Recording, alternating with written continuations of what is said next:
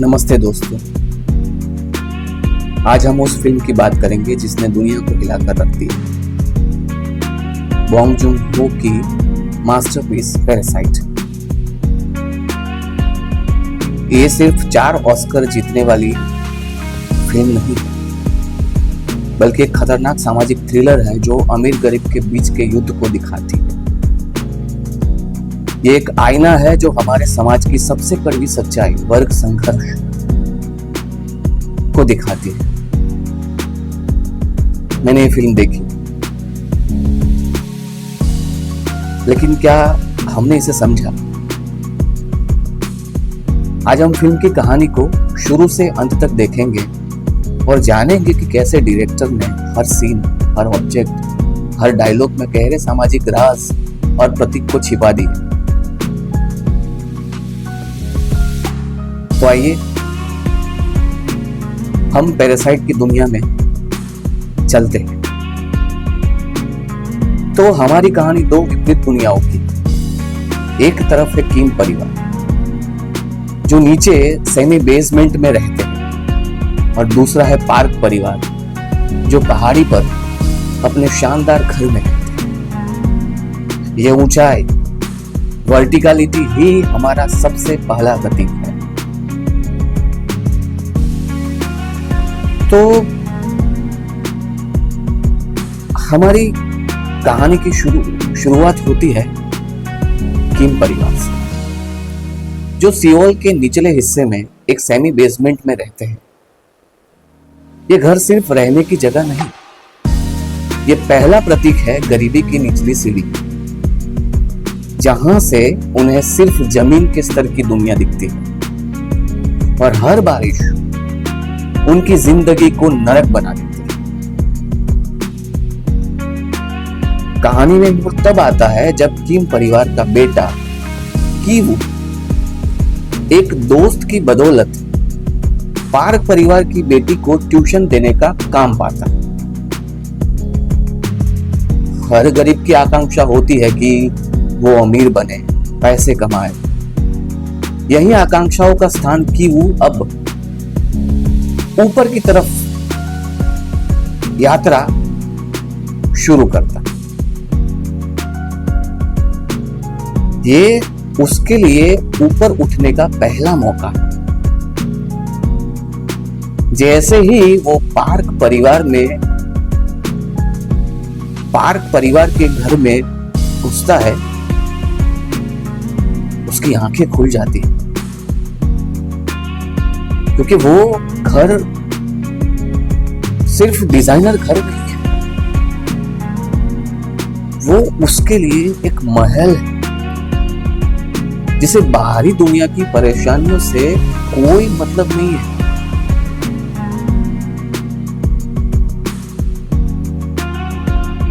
अब किम परिवार एक मास्टर प्लान बनाता और कि वो अपनी बहन की जूंग को आर्ट थेरापिस्ट के रूप में घर में घुसाने की साजिश रचता।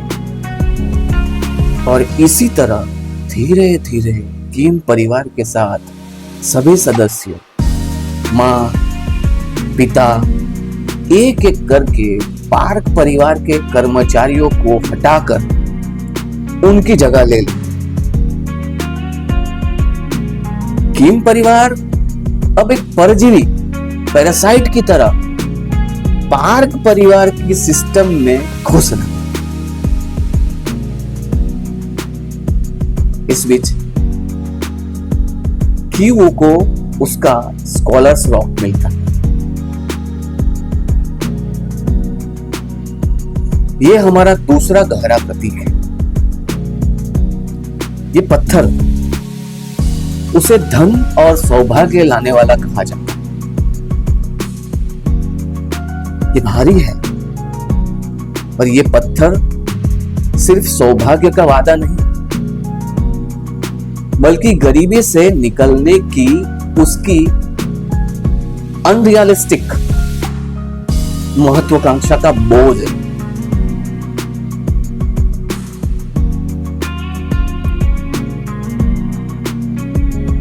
पूरा किम परिवार पार्क परिवार की सेवा में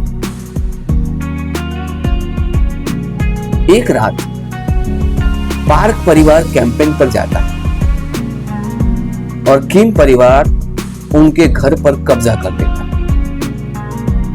उनकी अमेरिका मजा लेने लगता है और ये क्षण किम परिवार के लिए एक भ्रम है, एक नकली जीत। लेकिन तभी पार्क परिवार अचानक लौट आता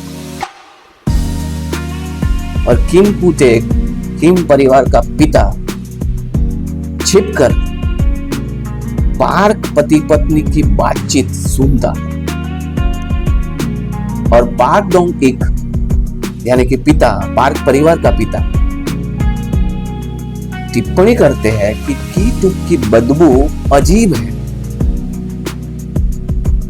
पुरानी मूली या सबसे सब्वे की तरह। ये है तीसरा और सबसे बड़ा मेटाफर, बदबू, द स्मेल। ये बदबू केवल शारीरिक नहीं है, ये गरीबी की छाप है, एक सामाजिक मोहर है जिसे किम परिवार लाख कोशिश के बावजूद भी मिटा नहीं सकता।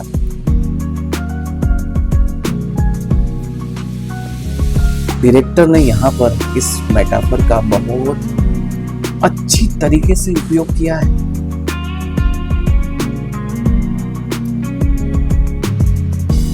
कहानी में एक भयानक मोड़ आता है और भयानक मोड़ तब आता है जब पार्क परिवार की पूर्व हाउसकीपर मॉन ग्यून अचानक वापस आती है। वो पहले भी यहाँ पर काम करती थी लेकिन किम परिवार ने उसे जैसे तैसे साजिश करके उसे हटा दिया था, तो वो अचानक वापस आती और बेसमेंट के राज का खुलासा करती है। कैसा राज? उसका पति ग्योन से 4 साल से वहां छिपा है और ये चौथा प्रतीक है, द बंकर, बेसमेंट। ये सिर्फ एक छिपा हुआ कमरा नहीं है, ये समाज का under class, the hidden poor है और वो हिस्सा है जिसे अमीर लोग पूरी तरह से भूल चुके हैं। और किम परिवार को पता चलता है कि उनसे भी नीचे एक और परजीवी छिपा है। बेसमेंट में शुरू हुआ संघर्ष और वहां पर एक संघर्ष शुरू होता है और बेसमेंट में शुरू हुआ संघर्ष गरीब बनाम गरीब का संघर्ष बन जाता है। जैसे ही ये सब हो रहा होता है, बाहर मूसलाधार बारिश शुरू हो जाती है और ये 5वां और सबसे विनाशकारी प्रतीक है, द रेन।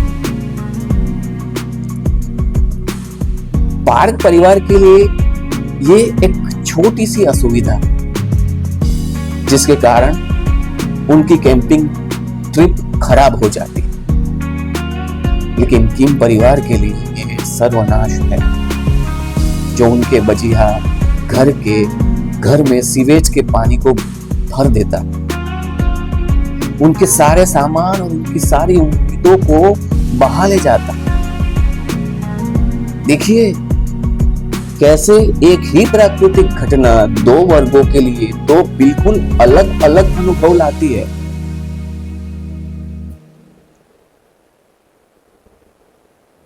अब है कहानी का अंत। कहानी का अंत पार्क परिवार के बेटे के जन्मदिन की पार्टी में होता है। हिंसा की एक लहर छा जाती है। किम कुवू को उसके ही स्कॉलर रॉक से मारा जाता। अब देखिए वो पत्थर है जो सौभाग्य का प्रतीक था, उसकी महत्वाकांक्षा को वहां पर चकनाचूर हो जाती। लेकिन क्लाइमैक्स का असली केंद्र बिंदु तब आता है जब पार्क डोंग इंक पार्क परिवार का पिता गेनसू बेसमेंट वाला आदमी की लाश से चाबी लेने के लिए नीचे झुकते हैं और ऐसा करते हुए अनकॉन्शियसली अपनी नाक को वो पकड़ लेते हैं। माने वो गरीबी की बू को वो सूंघना नहीं चाहते थे और ये बदबू का अंतिम और सबसे क्रूर अपमान था। ये वो पल है जब बदबू का अपमान अपनी चरम सीमा पर पहुंच जाता है और उसी क्षण कीटू किम परिवार का जो पिता है उसके अंदर दशकों से जमा हुआ गुस्सा और पार्क परिवार के वर्ग अज्ञान क्लास इग्नोरेंस के प्रति अपमान का विस्फोटक रूप में बाहर आ जाता और वो पार्क डोंग जो पार्क परिवार के मुखिया पर हमला करता है और अपने ही मालिक पर वो हमला करता है। वो उस पल पार्क डोंग एक पार्क परिवार के जो मुखिया को नहीं मारता बल्कि उस वर्ग अहंकार क्लास एरोगेंस को मारता है जो उसे कभी इंसान नहीं समझता।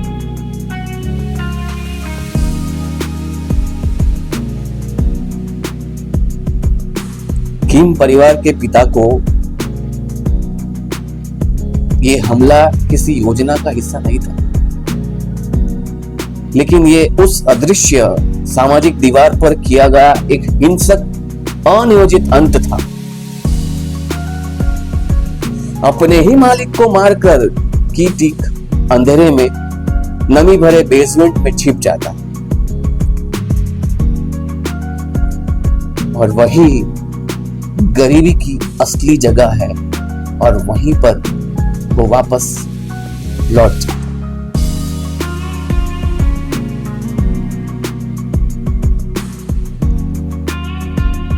अब कहानी के अंत में कीवू जिंदा है लेकिन घायल है। कीवू माने किम परिवार का बेटा। वो अपने पिता को बेसमेंट में बाहर निकालने के लिए एक असंभव योजना बनाता, अमीर बनना, पार्क का घर खरीदना और उसे आजाद करना। ये योजना हमें वर्ग संघर्ष का दुष्चक्र विशेष साइकिल दिखाती है कि वो वापस वही है जहां से उसने शुरू किया था, नीचे, और एक ऐसा सपना देख रहा है जो समाज की कठोर सच्चाई में लगभग असंभव है।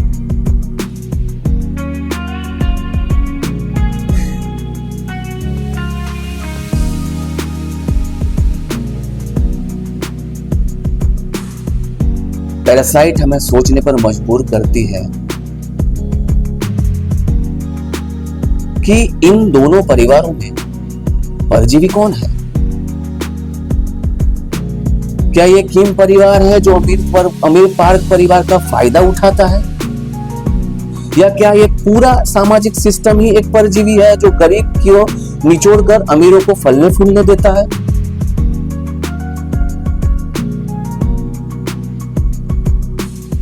दोस्तों, मैं सच में कहूं तो एक दुखद कॉमेडी जिसमें कोई विलन नहीं है, बस शिकार और शिकारी दोनों एक ही पिंजरे में बंद है।